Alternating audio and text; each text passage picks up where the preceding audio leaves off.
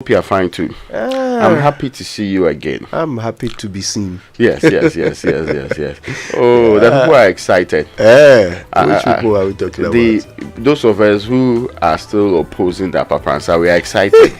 We are excited that your favorite food, the food with 14 different names. You guys had. It says for managers. It's for those who are managing your life. The kokonte is cheap.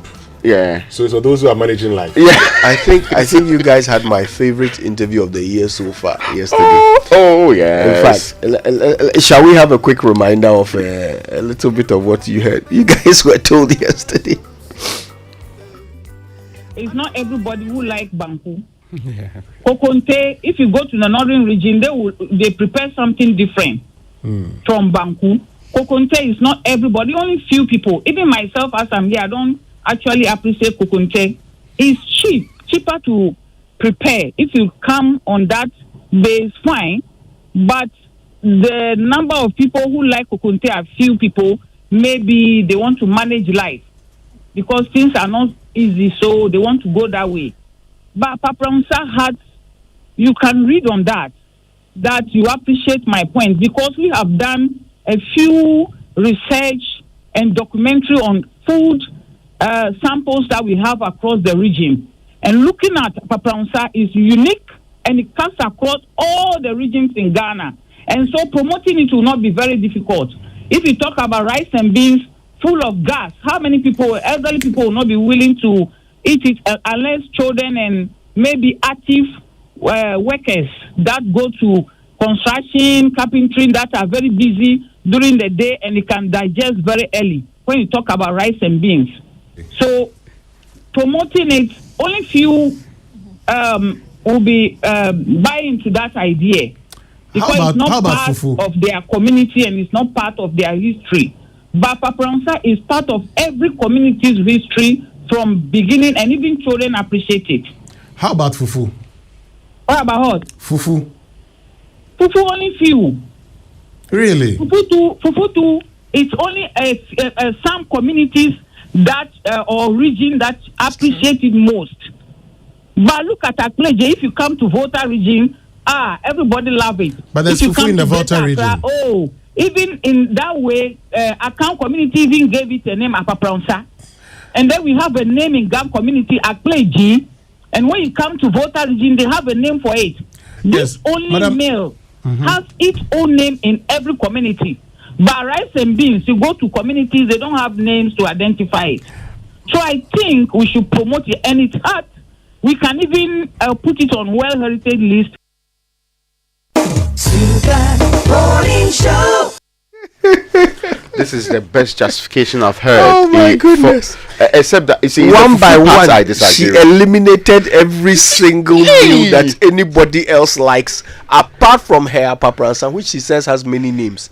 I don't know if there's any meal in this country that has more names than kokonte. Yes. In all fairness, the Apapransa was selected by pure prudent research. Hey. Yes. They conducted a research. Yes. Wow. Yeah. Do you have contrary research to back your claims? Yeah, I have none. Yes. Guys, apart from what my stomach tells me. But I'm interested in what you guys think. Okay, do you believe that Apapransa is the food that best represents our nation? I mean, this is the executive director of the Folklore Board. Okay, she says based on research, Apapransa is the one. Do you agree? Tell us.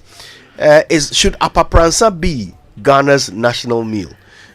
Some have been eliminated because of gas. Have you ever had an English breakfast? Yeah, with all the beans and all the... A lot of gas there. Yeah. But somehow a whole nation is identified by it, and I don't think their reputation has suffered. I think Mama became very sad when the gas element was introduced. Oh. She was pushing for red. And so when she thought... and she had also gone to introduce on 2010 research that said that foreigners who come to Ghana, they like but red. Were you not sad when you heard that fufu, people who prepare it, the conditions under which fufu is prepared, sometimes they go and wee and come, they don't even wash their hands well. And come and the woman said you cannot travel and eat fufu.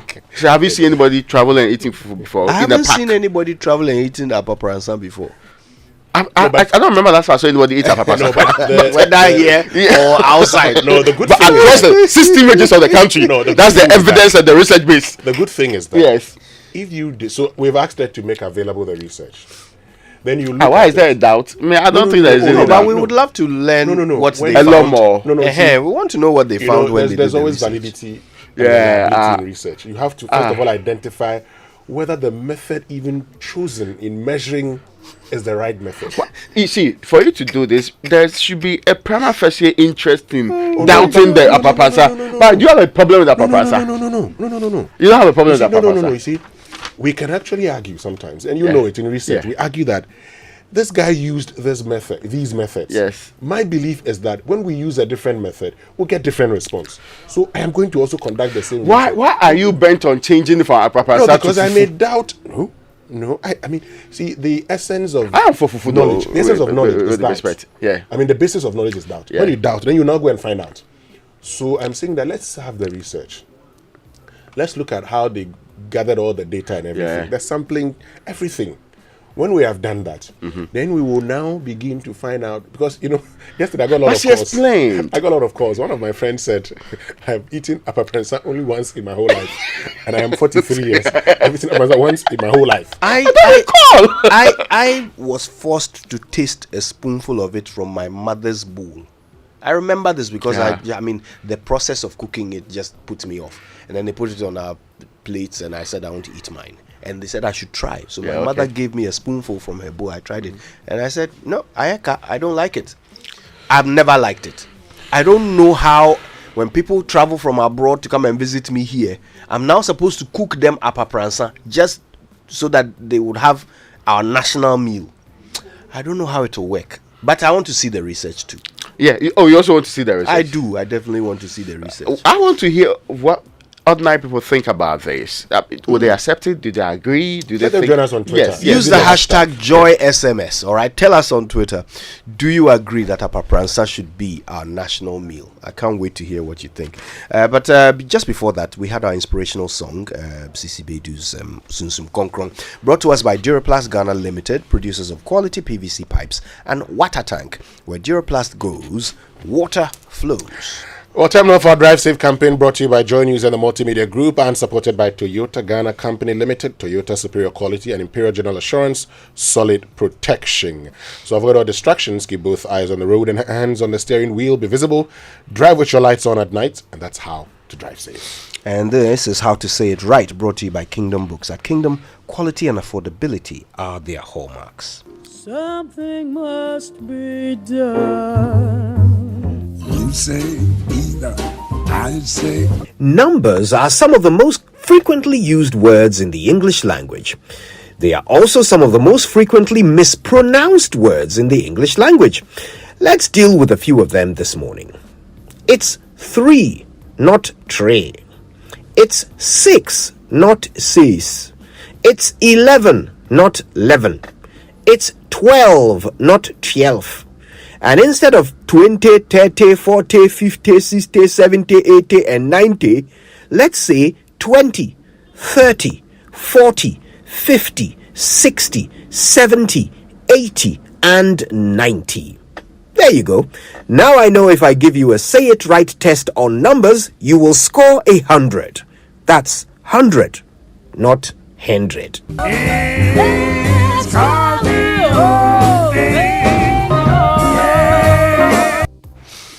You've never heard someone say 12. Not at all.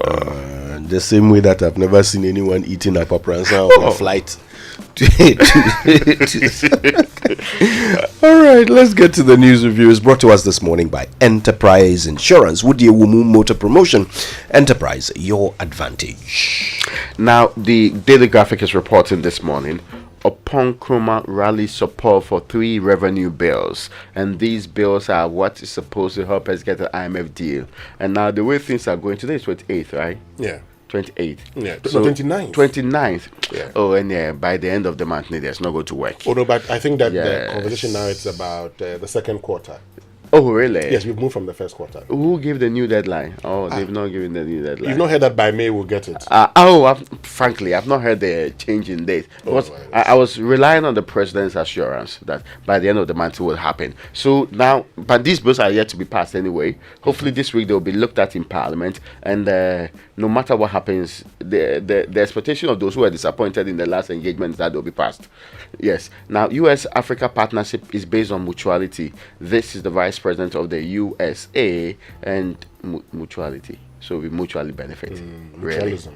Really. All of us will benefit. We benefit. Oh, you're thinking of commercialism, one benefiting and the other not being hurt, or parasitism. Yeah, symbiotic relations that you have mentioned. Which some people very easily recognize. Yes. No one Kojo comes to you. I'm unsure whether it's the same thing that we are talking about. Now, I said some people recognize, parasitism. Now, at Graphic National Development Series, give ear to our great experts. That's what Asantini is telling government. He said that listen to the experts in all your dealings, so that we do the real modernization. And in this century, we stop talking about mechanization. We say modernization. Agric is feeding countries with very little arable land, and they are producing and sharing the rest of us in our part of the world. It is unconscionable that we consistently have discussions about high food prices, food shortages, and we say we are going to cut them, we are going to do all of the old methods. We should evolve today. Sometimes when you see even ordinary TikTok videos from places like Ukraine, it's because with agriculture, consistently, the government wants to lead, not through policies, but wants to lead even with implementation of the basic things. They want to lead through procurement. And everything. Look, the point is simply this. If government were to facilitate, for instance, loans to existing farmers, or those prepared to get into large-scale farming, we wouldn't be where we are today. If government uses government's funds and spreads it among some 100,000 farmers and turns around and says, we have given seedlings to this number of farmers. The question is, those farmers, what hectares of land do they cultivate? One person can cultivate 100,000 hectares if properly resourced. So when you do a planting for food and job that gives seedlings and fertilizer to people to cultivate 3 acres, 4 acres, 5 acres, and you think that's the way to go, I am sorry. So you see, for us all and the you time. estimate that they would, as of necessity, recruit people to work with. Exactly. So you have increased the number of workers in the country. I did, and that's more important to you than the actual results. Look, I cultivated 20 acres of maize. That's about 4.55 hectares of We'll land. make you national best farmer this year. Oh, no, come on. Years ago. Now, the people that I used on the farm were not that, this whole idea of that every hectare needs 4, so 20. No, I didn't use 20. I didn't use, in fact, I was part of those who were working. Presuming that the people are cultivating concurrently, the same, come on. You see, part of the problem is that as a country, we can't decide whether we want to feed ourselves first or we want to feed the world and get some foreign exchange. There's no real direction there. So, somehow we stumbled into being this sort of known for cocoa. And so nobody is even willing to look left or right of cocoa to see if there's anything else we can feed the world with.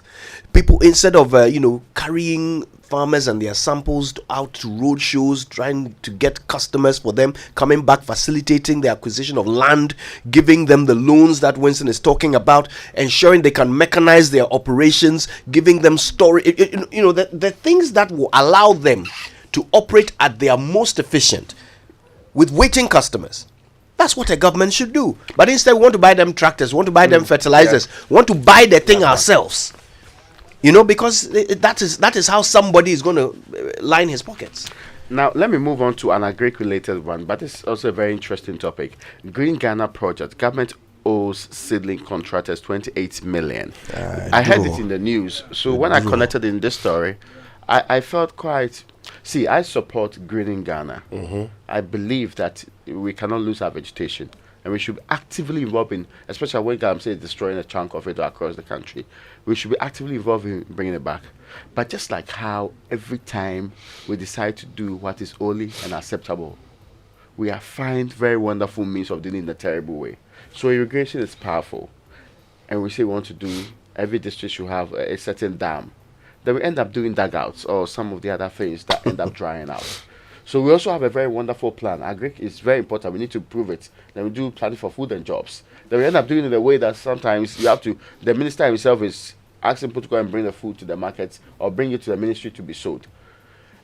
There's a fundamental problem with how we are able to implement what everybody agrees is a good thing. And we need to check that, or else we will not move forward. We do not lack ideas. We just do not have more decent people implementing the right.